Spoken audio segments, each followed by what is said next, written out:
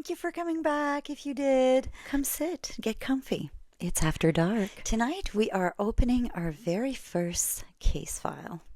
And honestly, I think it's the perfect place to start. Because tonight's story is considered by many to be one of the first widely documented alien abduction cases in modern UFO history. Before the movies, before everyone had the same idea of the little gray aliens and flying saucers, before the internet could turn anything into a conspiracy in approximately 4 minutes, there was a 23-year-old farmer in Brazil named Antônio Villas Boas, and he came forward with a story that was a lot. Like a lot. A strange light, a craft in a field, beings he couldn't understand, a medical examination, and details that people are still debating almost 70 years later. Now, as always, I am not here to tell you what to believe. Maybe this happened exactly the way he described it, because he does go into a lot of description. Maybe there's another explanation. Maybe the truth is somewhere in that weird little gray area where all my favorite rabbit holes live. But tonight, we're going to look at the story, the man, the time period, and the little things that made me go, wait, what? So grab your tea, your blanket, your favorite pet, and let's go back to Brazil, 1957. Okay, wait. First, we need to set the scene because I love context. 1957 was actually a fascinating time. We've been learning so much. World War II had ended 12 years earlier. We were entering another war, the Cold War. The United States and the Soviet Union were not done yet. People were scared of nuclear weapons. Technology was moving insanely fast. And then literally the same month as Antonio's experience on October 1957, the Soviet Union launched Sputnik 1, the first artificial satellite orbiting Earth. Can you imagine being a normal person back then? I mean, your grandparents were using horses, and suddenly humans are putting things in space. People were starting to look up. People were wondering. And UFO sightings were becoming part of the conversation. The term flying saucer became famous in 1947 after pilot Kenneth Arnold reported seeing strange objects flying near Mount Rainier, Washington. Google Mount Rainier Paranormal. It's fun. Newspapers picked it up. People became fascinated, and suddenly the sky felt a little bit more mysterious. And then 10 years later, a young farmer in Brazil claimed the mystery came right down into his field. So who is Antônio Villas Boas? I've gotten to know him pretty well. He seems like a great guy. He wasn't famous. He wasn't someone chasing attention. He was a 23-year-old farmer living near Sao Paulo, Francisco de Sales in Brazil, a small village. He worked hard. He worked with his family. And because of the heat during the day, farmers sometimes work their fields at night, which already for me is like, yeah, no, thank you. I'm okay. Antonio was a brave man, very brave.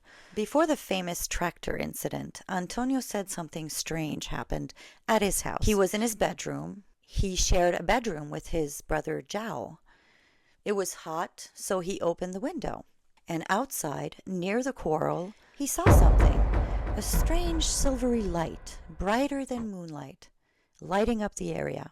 But when he looked into the sky, nothing, no source, just a strange glow. And already my brain goes, okay, where is it coming from? Then comes the night that changed everything. Antonio is outside working on his tractor, alone in the dark, and he sees a bright red light in the sky. At first he thinks maybe it's something very normal, of course, as anyone would. And then it starts getting closer and closer. And according to him, an egg-shaped craft comes down into his field. This is where I tried to imagine being him for a second. You're sitting on a tractor in a field alone in 1957. You don't have your phone. No, you're just there alone trying to figure out what you are looking at. Okay, this is where the story changes completely because seeing something strange in the sky is already one thing, but according to Antonio, whatever this wasn't empty. He said he saw beings come out of the craft, and he realized they were coming towards him. Absolutely not. He tried to leave because, honestly, same. I love mysteries, I love the unknown, but I mean, if something lands in my backyard tonight and little beings start walking towards me, yeah, I'm gonna pee my pants for sure. For sure. This part is where I stopped reading and went, wait, what? Antonio's abduction is a bit different because usually when you hear alien abductions stories, certain themes come back. People talk about being floated in a beam of light, being frozen and unable to move. But Antonio, his story is completely different. He fought, like physically fought. He pushed one of the beings. He said he tried to run, he resisted, he struggled, and eventually the beings were able to grab him and force him into the craft. I don't know why that detail stuck with me, but he used his instinct, animal instinct to fight and to defend yourself. He's brave. I don't think I would have fought them. I think I would have just ran or like curled up in a ball. Once inside the craft, Antonio describes something even stranger. He said the beings removed his clothing and examined him. He described a room, strange symbols, sounds he couldn't understand. And then he said they took a blood sample using a device placed near his chin. My brain stops here because this is 1957, before decades of alien movies, before everyone had a shared image of what an abduction story should sound like. So, whatever you believe, whatever you don't, it's interesting to look at the details he chooses to describe because he really does go into great details. And then, just when you think, okay, this story cannot possibly get stranger, it does. Because our poor Antonio claimed he encountered a female being. And this is probably the most controversial part of the entire case. He described her as looking almost human, but not quite.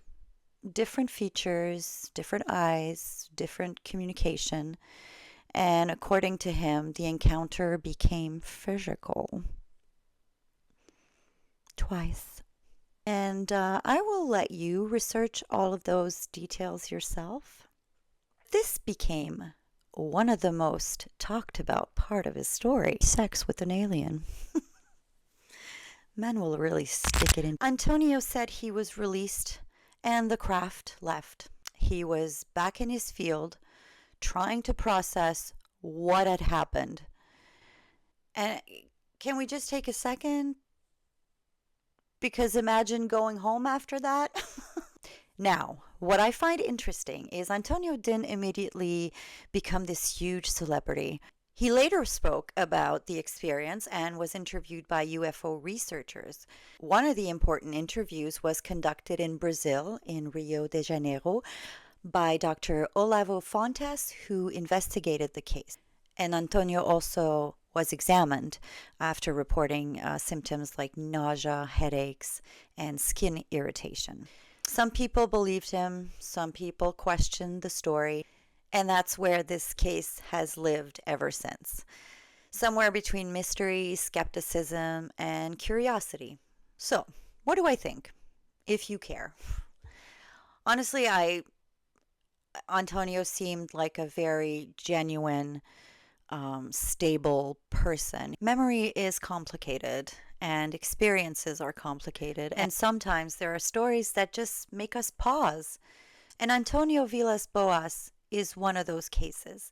A young farmer, a quiet night, a strange craft, a story that almost 70 years later we are still talking about.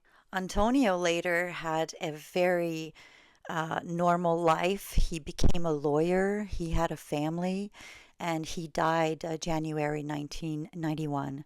So I do want to hope that he is resting in peace and we send him all the light. I'm very grateful for Antonio. I got to know him this week. It was fun. Editing is a bitch, though. All right, people. This is the end of the first Stella file. Keep wondering, keep questioning. Please tell me if you have any weird stories of your own. And don't forget to like and subscribe. See you soon after dark.